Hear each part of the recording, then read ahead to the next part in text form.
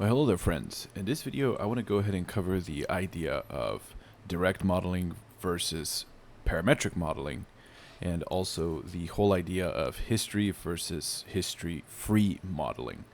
I'm actually going to combine history and parametric modeling together, and I'm also going to combine direct modeling with history-free modeling. Now, what exactly are these two types of modeling techniques?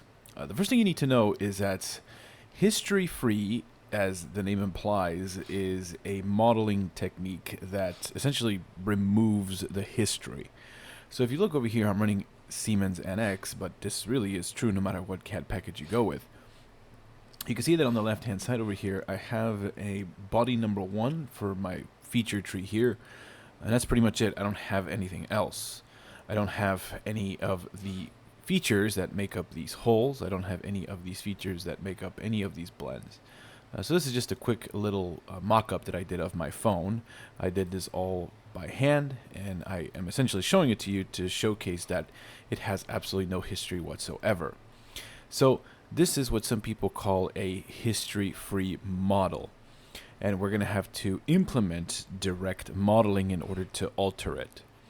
Now, if you look over here, I have another example. This one is a little bit more heavier. If you look over here on the left-hand side in my part navigator or feature tree, you can see that I have quite a few features here that make up this piece of geometry.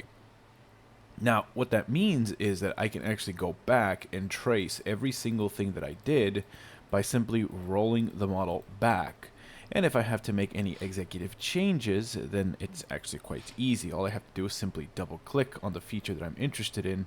And for example, I can change this at will.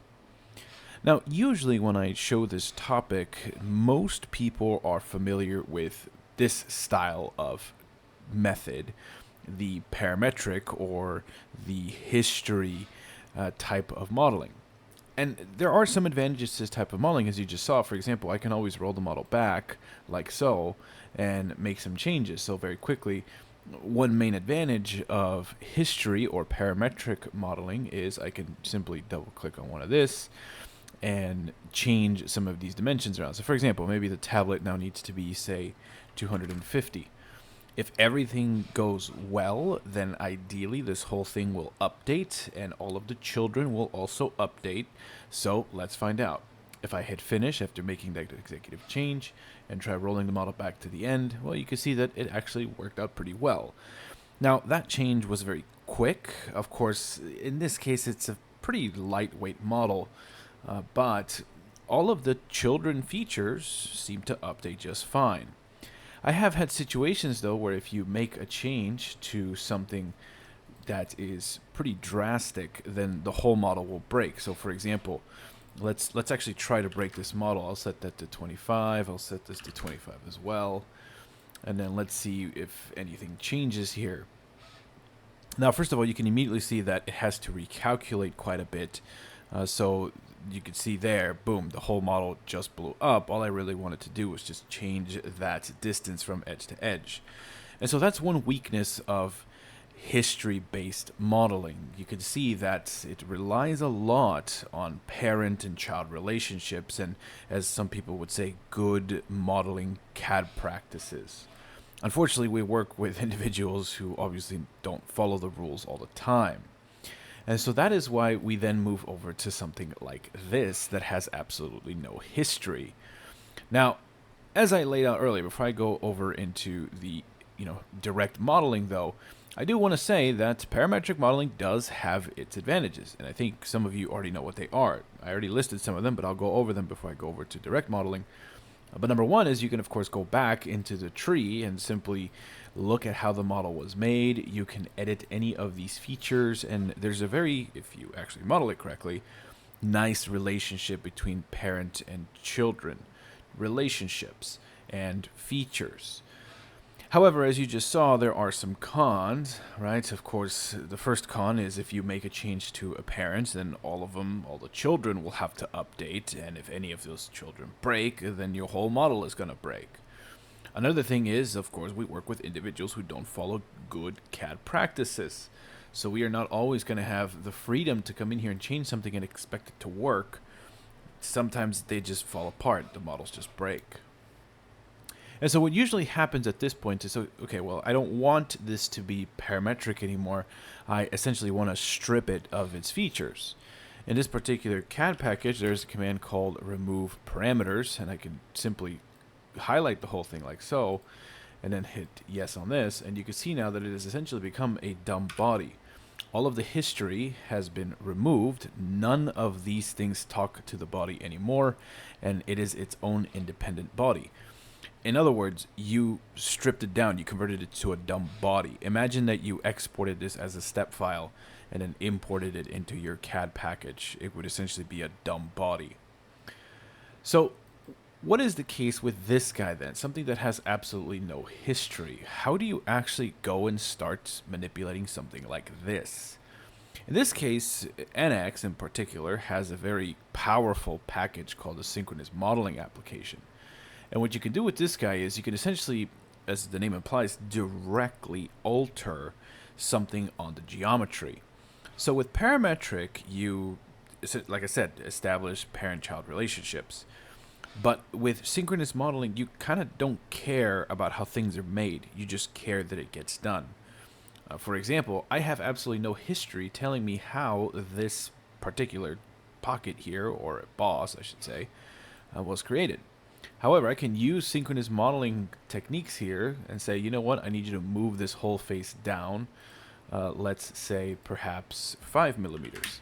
And you can see that I don't really care how this thing was made, I just care that it gets moved. Another example is, of course, I can come over here and resize some of these holes. So here's the hole for the thermometer and the camera flash, and I can change that over to a hole diameter of 6 perhaps.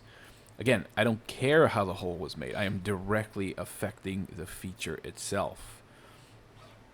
And of course, if I want to move the logo, for example, I can go ahead and do that. Now, the main thing that I'm trying to get at here is you can see that all of these changes are rather instantaneous, right? They don't look at a history. They don't look at anything like that. The change just, bam, it executes it. Now, this particular style of modeling is actually very popular with individuals in the consumer electronics industry. And that is particularly because this allows you to make very quick changes, very quick revisions. And so the main thing that we have to ask ourselves is, when should I use one or the other? And I always tell people that it really depends on what your company enforces. For example, a lot of folks from Apple or Google or Meta like to use this style of technique because, like I said, it allows them to get things out quicker. But, for example, this guy right here, let me go back to my tablet interface here.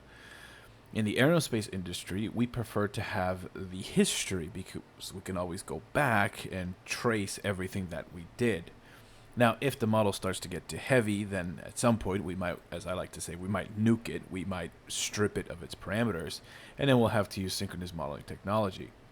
So it's up to you to decide which one is best. Just remember that with this one, you're not really getting much history here. You're essentially just directly affecting the faces and the bodies. Depending on the CAD package you have, you can of course activate history-free modeling mode, and at that point, nothing you do is recorded.